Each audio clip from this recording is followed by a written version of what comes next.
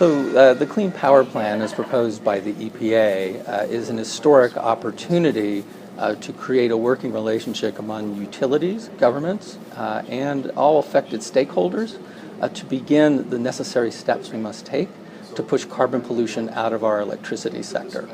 So for the first time, the federal government is proposing a plan that will take specific steps to begin to reduce pollution from the worst emitters in the electricity sector, specifically coal plants.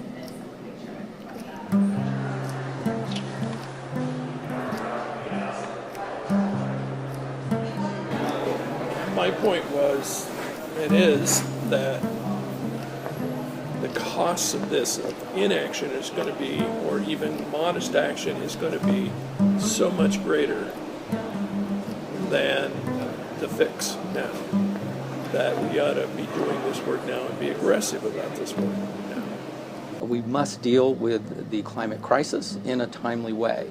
It is not just folks in the electricity sector that are going to be affected. The loss of water, the loss of snowpack, increased temperatures are going to force transition and pain on people across the economic sector and throughout society. So states can arrive at some solution that makes sense for their state, but it needs to be time-bound, it needs to be done, and we need to be off coal by 2030 if we are going to do what science tells us we need to do in terms of the rate of carbon reductions and the timeline we realize those reductions in. Certainly I'm in favor of regulating greenhouse gas emissions and emissions from power plants. However, I think this rule is deeply flawed because it only looks at carbon dioxide coming out of smokestacks.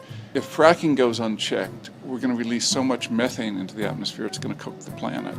So this has got to be addressed in an international way, and methane emissions have to be considered by a responsible rule. Well, you know, we're here today to show our very strong support for the EPA's proposed rules on cutting carbon emissions. I brought my children here and my mother. I'm a fourth generation Coloradan, and I grew up playing outdoors and going skiing, and I want my kids to have that future as well. In Colorado, 1/3 of Colorado hospital visits for children are asthma and lung-related illnesses. So if this isn't stopped immediately, and although it is going to be phased in, that's only going to escalate. So we feel like it's a very important first step, and that we can show other countries in the world that it can be done.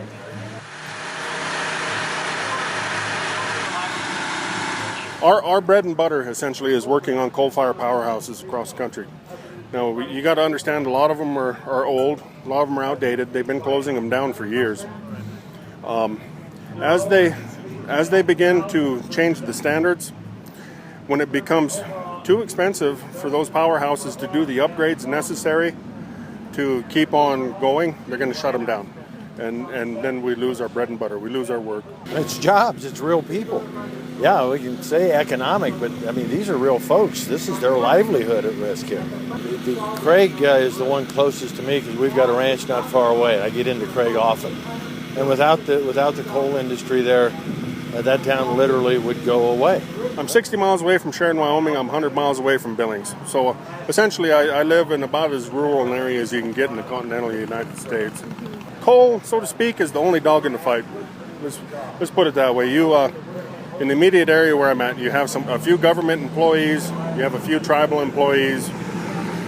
If you are not self-sustainable, if you do not have your own business, which very few, and the only other business basically is running cattle.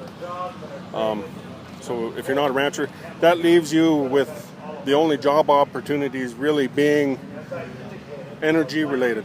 Right where I'm at, we run a 64% unemployment rate throughout the year, and that peaks in the winter months at about 80%, 80 to 84%. So it's very important to the area that they keep the coal mining and the coal generation, the electrical generation going there.